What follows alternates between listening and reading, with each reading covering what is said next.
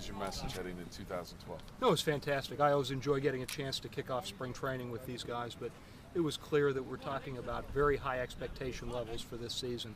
Talked a little bit about the tremendous achievement the first part of next year, but how we expect and need to finish this year, play all the way through, and once again reaffirm we're here to build a championship organization. We're here to win a National League Central championship, and that's the goal, and that's what we're absolutely committed to get done this year. They needed to hear that from me, but they've heard that reinforced from Clint, from Frank, from Neil throughout the process. Did you move to get A.J. Burnett reinforce those thoughts to the team, you think? Absolutely, but I don't think that there's any one piece. It really has been a consistent program as we looked early on at how do we rebuild, how do we build a championship organization, how do we infuse talent every way that we possibly can. I mean, you've seen that with the very aggressive drafts, you've seen that with the facility improvements. I think it's been a steady, not fast enough, but a steady progression as we've moved forward, and certainly whether it's at Bedard, whether it's Burnett, some of the improvements this year continue that path and lead me to the real optimism and enthusiasm that I have. Bob, do you think the tone of your speech differed from, let's say, last year because of the success that the team did have last year? You know, that's a great question, because we have talked about expectation, but I really believe, and Neil addressed this head on yesterday, I really believe the level of expectation is different this year. I think the tone is different, and it needs to be.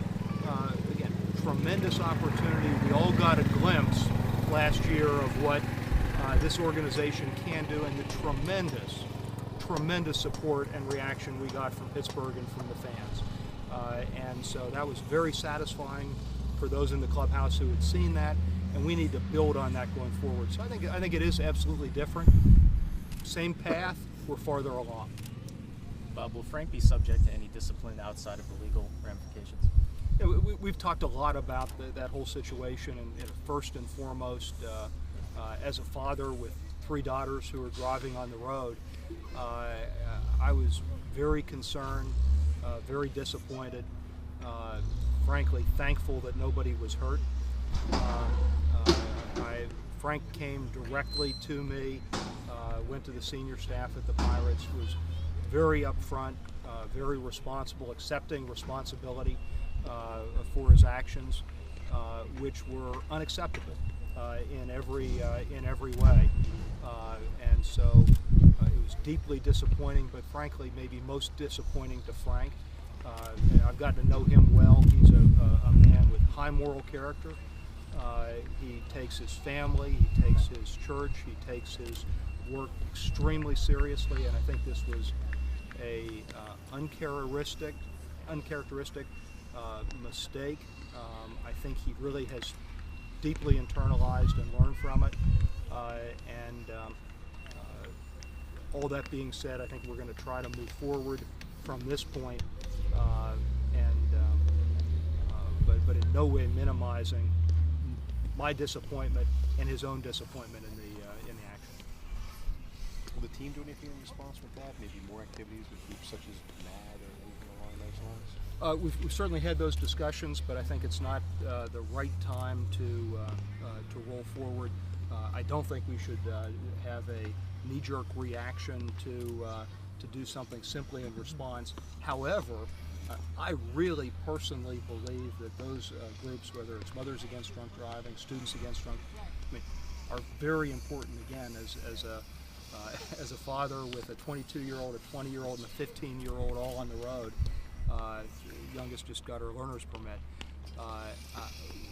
That's something that's the right thing to do, irrespective of a mistake that Frank did make and has owned up to. So those are certainly discussions that we've had, but I don't want to do anything that appears to be simply a knee-jerk response. If we do it, we want to do it because we believe it, it's the right thing to do, and we're fully committed as an organization. I need to see your insurance rates. Hey, last year we saw you guys lock up Jose Tabata for a long-term deal, and you made some moves, Burnett's here in a couple-year deal, Barmas.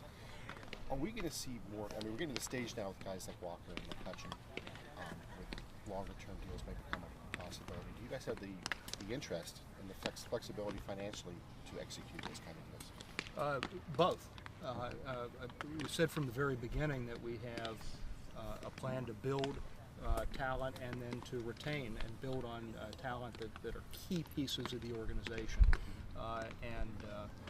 Neil has a clear understanding of what those key pieces are. So yes, that's important, and something that we need to continue to look at, without addressing specific players. But you have seen a continued improvement in talent at the club, and as we begin to find ways to assure that talent can stay with the club and continue to contribute, that certainly has always been a part of the program, and we are indeed reaching a point. It may not be absolute urgency, but we absolutely have a commitment and a desire to see that happen. Did trading for Burnett require you to go over what you thought you might be able to spend this year? Was that made possible by the increased attendance last year, or whatever it might be? It's interesting. The Burnett trade, to me, the most interesting part was there's no question we could have done that trade for significantly fewer dollars. Just as we looked at the additions to the roster midway through the season last year, there are very few handicaps that Neil has, but one of them is we are all committed that we are not going to sacrifice future, we're not going to sacrifice talent, we're not going to sacrifice high-end prospects, and if we need to stretch farther in dollars, it's more appropriate and better for the long-term future of the club, and that's exactly what you saw at the midseason last year. It's exactly what you saw with Burnett, and I'm very comfortable with that choice because it positions us for the long term, but also allows us to acquire talent that we need right now to achieve at PNC Park. In line with that, you cap now on the draft bonus monies. I guess that's one question I've heard a lot from fans is where does that money that you could have spent in previous years, where does that go now? Yeah, and from my perspective, it's always been a overall allocation to the baseball operation, Neil, particularly Neil and Frank, have been very strategic, I believe, and effective so far, finding the areas where we can really impact talent. And so whether that continues to be in the international market this year, where an additional commitment of resources really can have an impact, the draft picture has changed.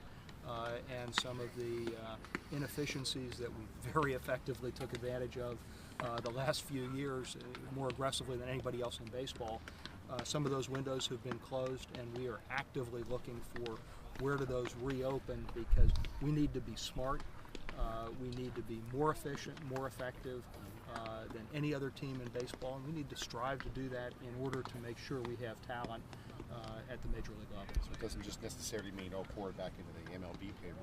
It could be other avenues. Well, it certainly stays inside the baseball operations world, and really I'm going to rely on Neil to how can we use those dollars most effectively, how can we have the biggest impact in talent in the organization, and also in achievement at the major league level, because he knows clearly that the level of expectation is very high. It's very high for him this year, it's very high for the club this year, so he's fully aware we need to continue to solidify and improve.